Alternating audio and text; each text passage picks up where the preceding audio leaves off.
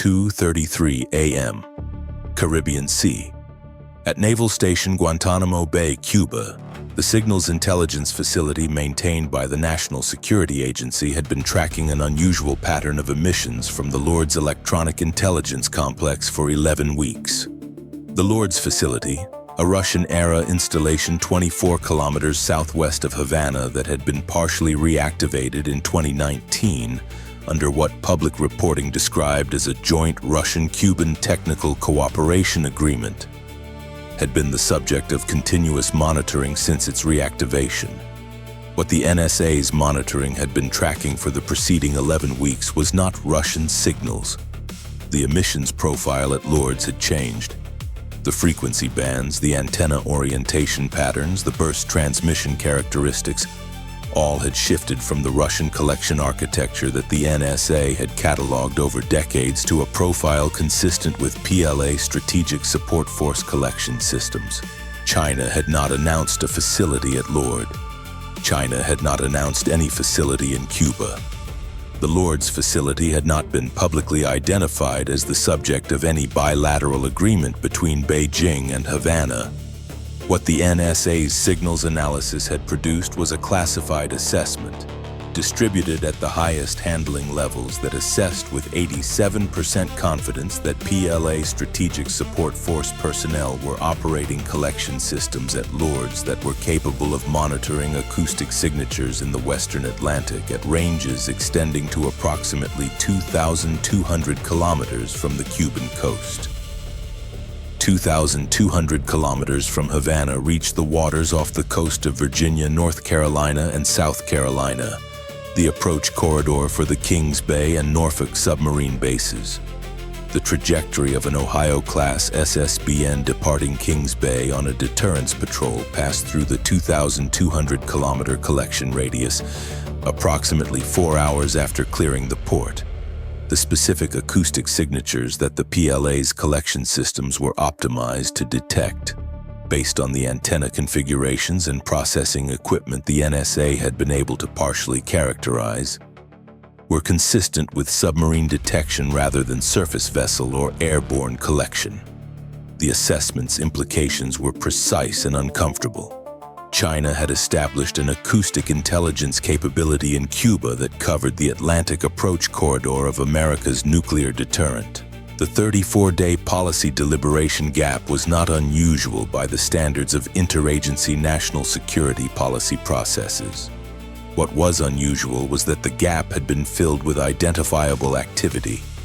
The 3 working group meetings and 2 principals discussions had produced extensive documentation, multiple legal analyses, and detailed option papers, without producing a decision. The absence of a decision was not accidental. It reflected a genuine policy tension that none of the option papers had resolved. The United States could not directly compel Cuba to terminate a foreign military arrangement under Cuban domestic law.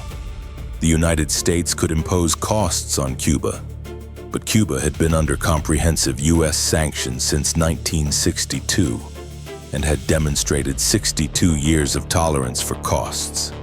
The United States could communicate to China that the Lourdes arrangement was unacceptable, but China had explicitly declined to acknowledge any U.S. restriction on its sovereign relations with third parties in the 2022 exchange, and had not changed that position in the 34-day period. The United States could take unilateral operational measures, routing modifications, enhanced protocols, that reduced the collection's effectiveness without addressing its existence. This last option was the only one that could be implemented without a diplomatic response or legal complication.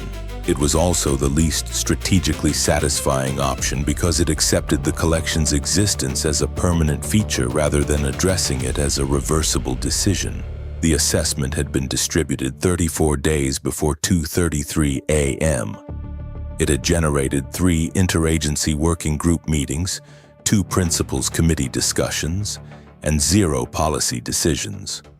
The policy deliberation was still in progress when the situation changed on its own timeline. At 2:33:04 a.m., USS Louisiana, an Ohio-class ballistic missile submarine, transmitted its scheduled operational check-in signal from a position 340 nautical miles east-southeast of Cape Hatteras.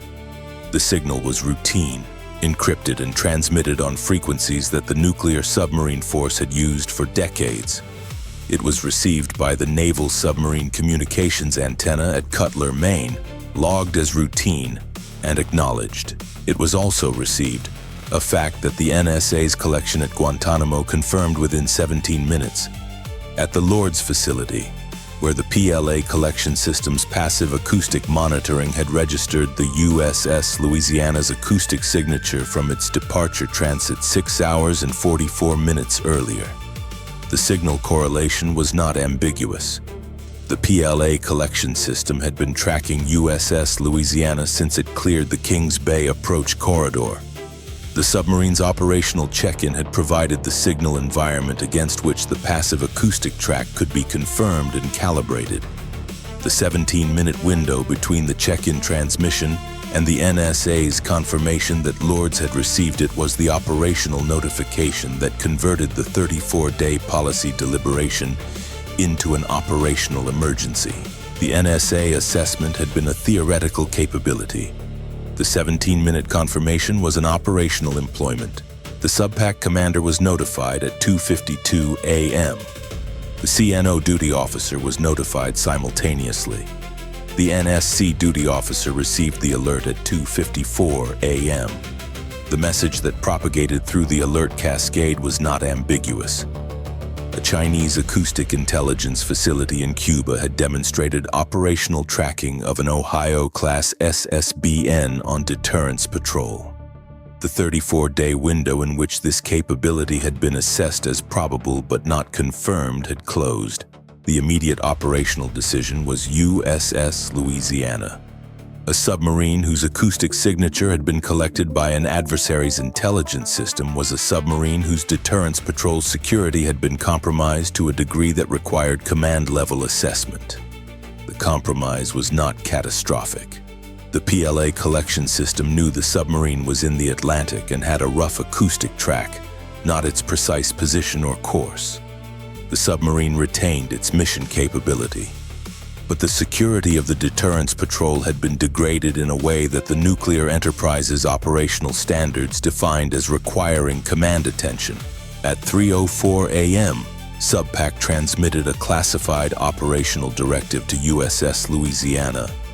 The directive was brief. The submarine's acoustic signature management protocols were to be activated at maximum implementation. Its course and depth were to be varied using the maximum available randomization within mission constraints, and an acoustic counter-detection sweep was to be conducted and reported. The directive did not recall the submarine. It did not terminate the deterrence patrol. It implemented the response architecture that existed for exactly this contingency, a contingency that the nuclear submarine force had trained against for decades, but had not faced from a Chinese collection capability based 24 kilometers from Havana. The nuclear submarine force's counter-detection protocols, the procedures that USS Louisiana was now implementing, had been developed over decades of Cold War operation in environments where Soviet collection capabilities were present across vast geographic areas. The protocols addressed acoustic signature management, course and depth randomization, and communications discipline in ways that reduced an adversary's ability to maintain a continuous track on a submarine operating under counter-detection conditions. The protocols were effective. They were not perfect.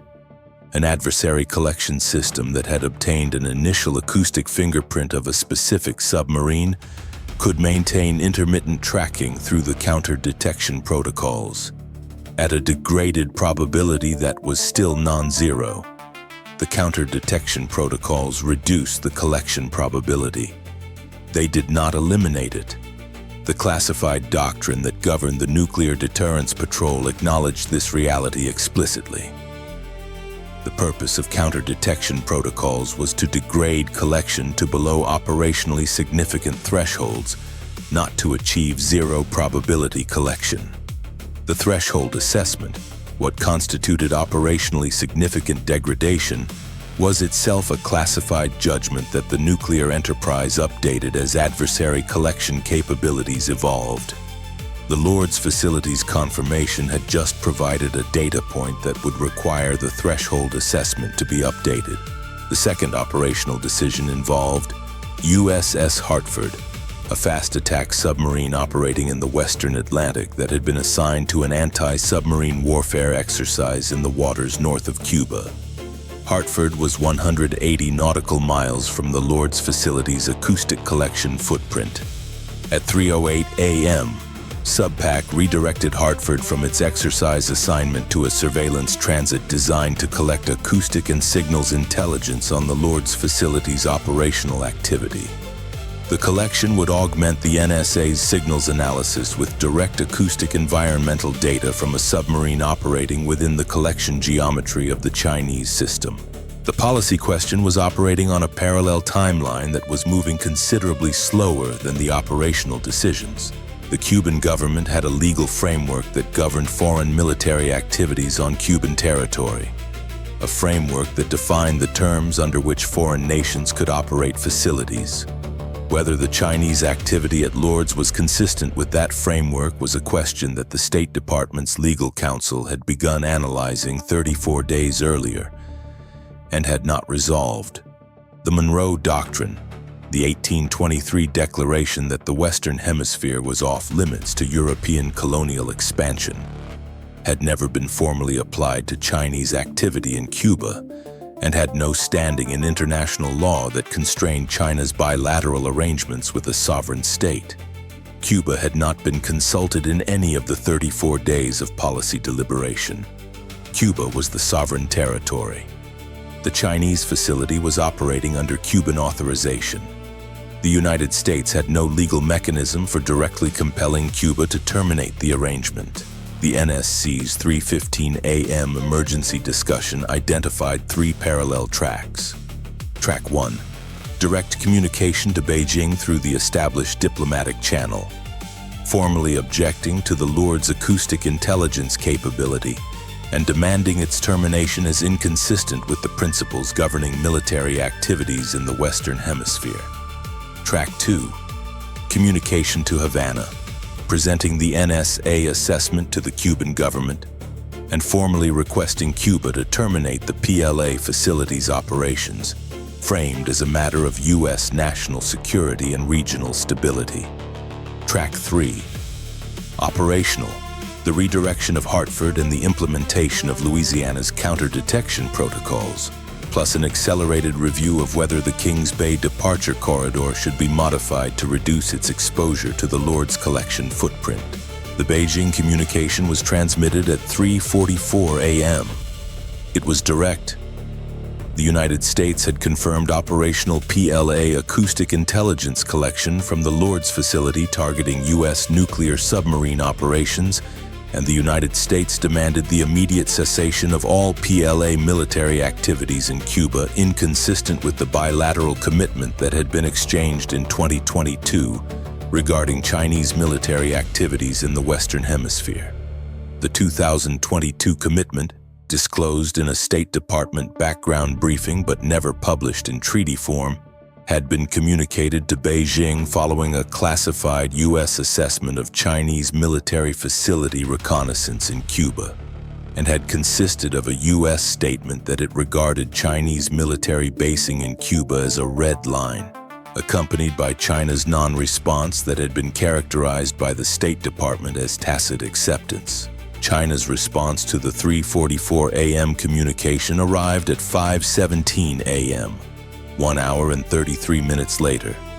The response acknowledged receipt of the U.S. communication and stated that China maintained technical cooperation activities with Cuba in the areas of space, meteorological monitoring, and scientific research, that these activities were conducted in full accordance with Cuban domestic law and international norms, and that China did not recognize the validity of any unilateral U.S. restriction on Chinese sovereign relations with third-party states.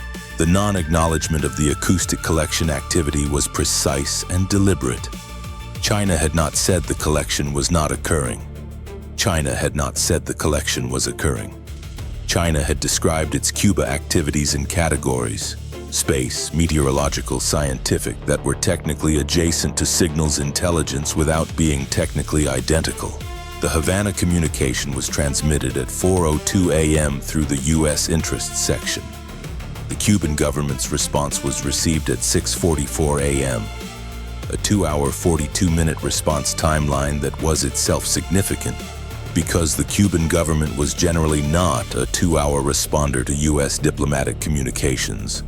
The response acknowledged receipt and stated that Cuba maintained technical cooperation arrangements with multiple friendly nations in accordance with Cuba's sovereign rights and international law, that these arrangements were not subject to unilateral U.S. approval, and that Cuba was prepared to discuss regional security matters through appropriate multilateral forums.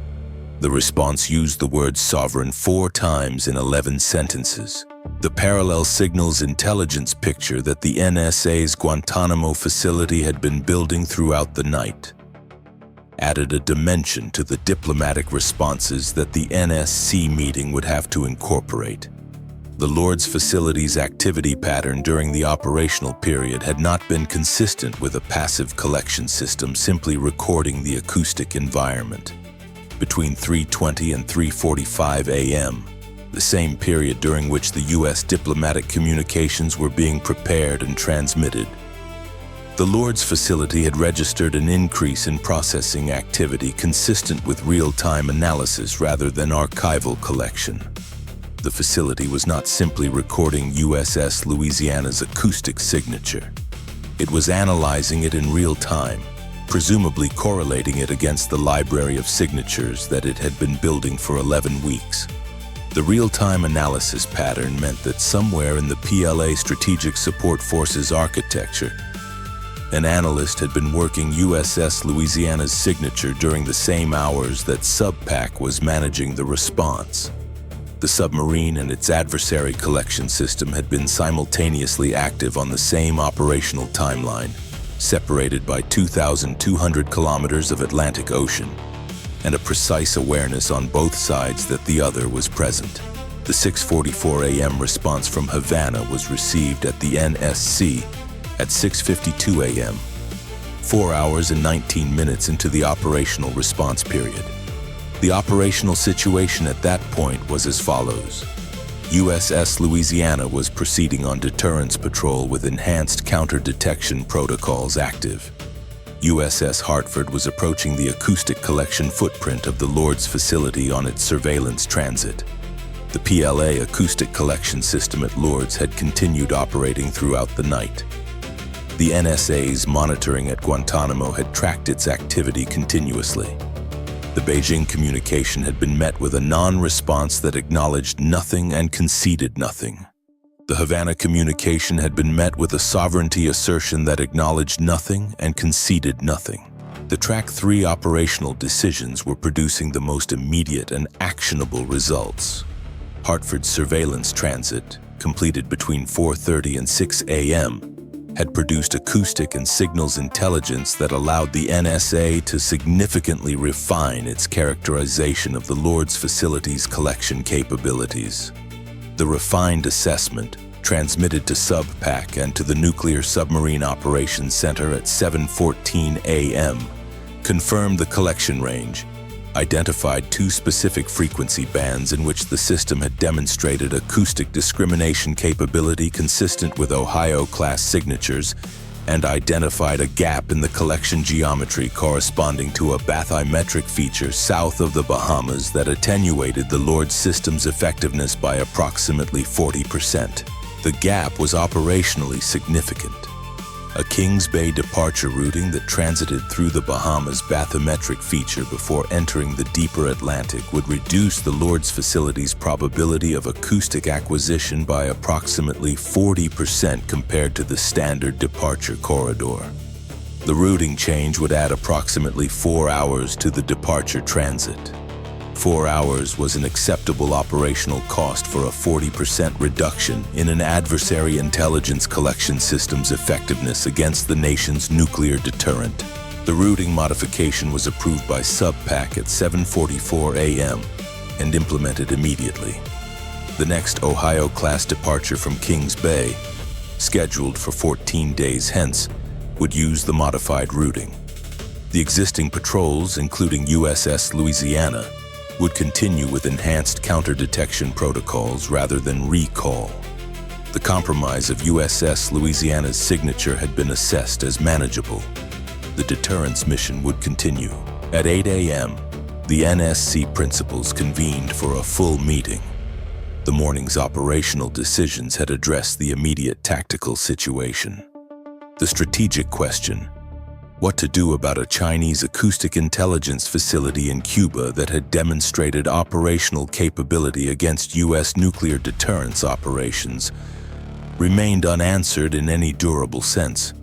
The policy options that had been developing for 34 days had been overtaken by events, but the events had not resolved the policy question. They had sharpened it.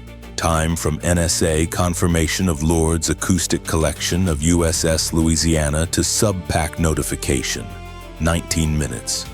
Time from notification to Louisiana counter detection directive, 12 minutes. Time from directive to Hartford redirection, 4 minutes. Beijing communication transmitted 70 minutes after NSA confirmation. Beijing response received 93 minutes after U.S. transmission, content non-responsive. Havana communication transmitted 88 minutes after NSA confirmation.